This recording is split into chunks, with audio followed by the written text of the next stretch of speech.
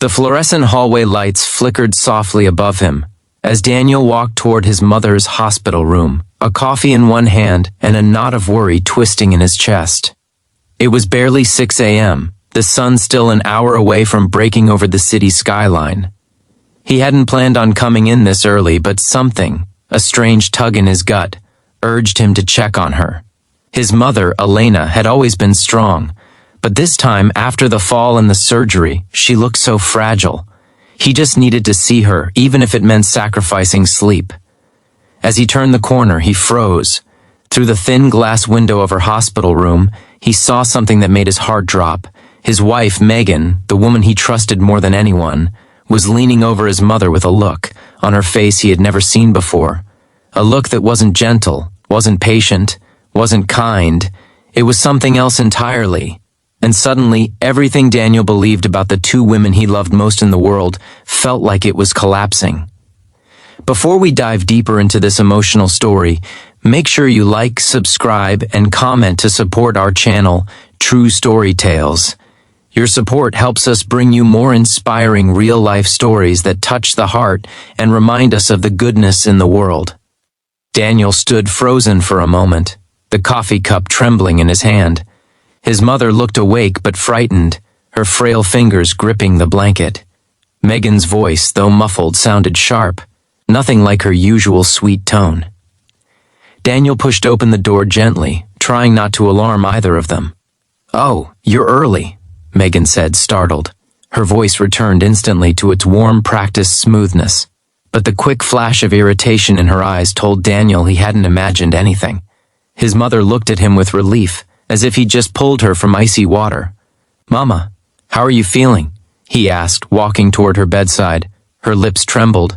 "Better, now that you're here," Megan stepped, arms crossed. "I was just telling your mom she needs to cooperate more with the nurses instead of resisting everything. She's making recovery harder." Daniel glanced at his mother. Her eyes darted away, full of worry. He knew his mother could be stubborn. But frightened? No, that wasn't like her at all. Something wasn't right. But Daniel didn't want to accuse anyone. Not yet. Megan had been stressed lately, balancing work, home, and helping care for his mother.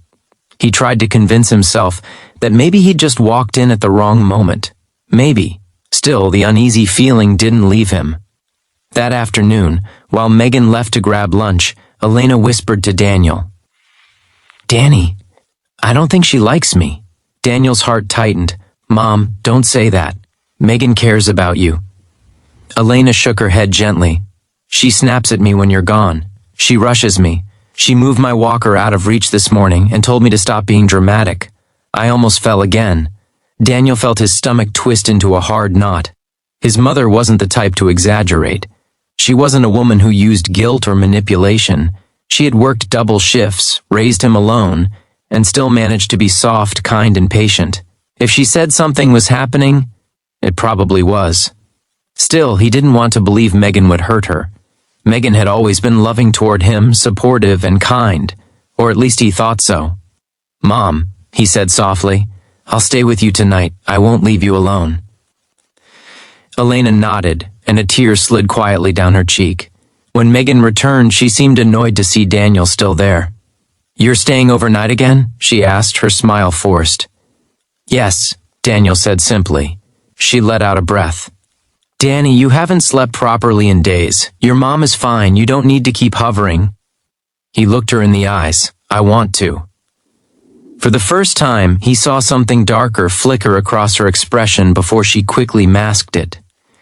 That night, Daniel pretended to fall. Asleep in the recliner while the soft beeping of medical monitors filled the room. He watched Megan from beneath half-closed eyes as she stood beside his mother's bed. She leaned in, whispering sharply, "Stop pretending you're helpless. Daniel won't baby you forever. The nurses said you need to get up and move, so get up." Daniel's pulse thudded in his ears. His mother whimpered, "My leg hurts. You're milking it," Megan hissed.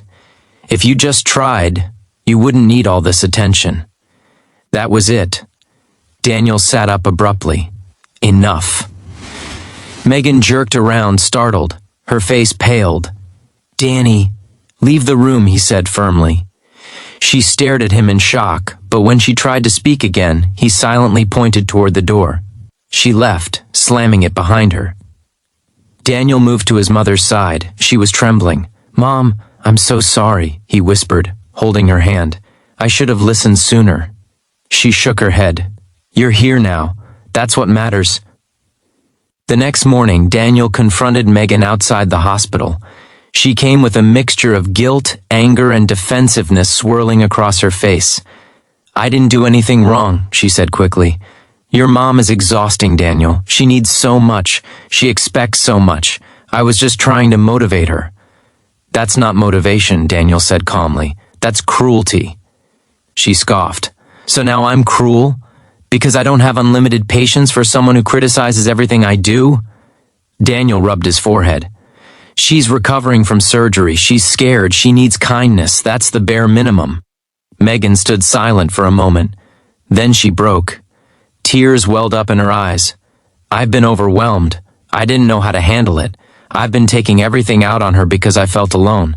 I'm sorry. I really am." Daniel listened quietly. He believed she was sorry in that moment, but he also knew something deeper.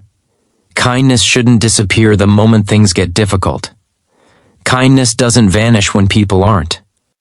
"Convenient." He sighed. "You need to step back for a while. Mom needs peace and gentleness, not pressure." Megan wiped her eyes. "So what now?" "You go home, rest, think. I'll take care of Mom, and we'll talk about us later." She nodded quietly and walked away, leaving Daniel with a mix of heartbreak and relief.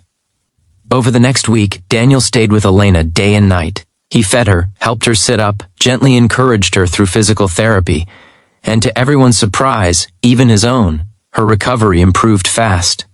The nurses noticed the change too. "She's doing so much better with you here," one nurse told him with a warm smile. Daniel looked at his mother, who was easing herself into a chair with a determined but gentle effort. "It's the kindness," he said softly. "It heals more than medicine." His mother smiled at him, eyes full of love. "You always had a good heart. Your kindness was your father's gift to you." Daniel swallowed hard. His father had died when he was young, and those words warmed him deeply. As Elena grew stronger, Daniel realized something profound. Kindness wasn't just an action. It was a presence, a tone, a way of seeing people. And when kindness was missing, even the simplest moments became dangerous. One afternoon, Megan returned. Not angry, not defensive, just quiet. "I talked to someone," she said softly. "A counselor. I realized I haven't been okay for a long time. I was drowning and blaming everyone but myself." Daniel stayed silent, listening.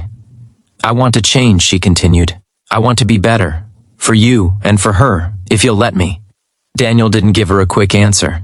This wasn't a moment for instant forgiveness or dramatic reconciliations. It was a moment for sincerity, for truth. "I'm willing to try," he finally said. "But it starts with kindness. Always."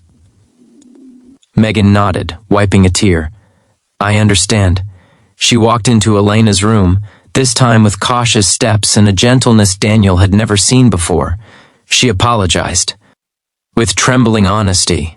And Elena, in her soft, gracious way, forgave her. The room felt lighter that day, like a soft, warm breeze had finally replaced a cold, heavy tension. When Elena was finally discharged, Daniel wheeled her outside into the sunlight. Birds chirped, cars hummed in the distance. People walked by with coffee cups and hopeful expressions. And Daniel realized something he would carry for the rest of his life. Kindness isn't just something you give when it's easy. Kindness is what you give when people are fragile, when they're scared, when they're slow or hurting or imperfect. Kindness is what makes us human. He tucked a blanket around his mother's legs as she whispered, "Thank you, Danny, for everything."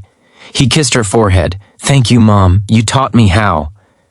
As they headed home, Daniel felt a renewed purpose, to choose kindness every day, even when life felt heavy, because he had seen firsthand how kindness could break fear, heal wounds, restore relationships, and bring hope back into a room where it had almost died. and he hoped everyone who heard his story would remember this.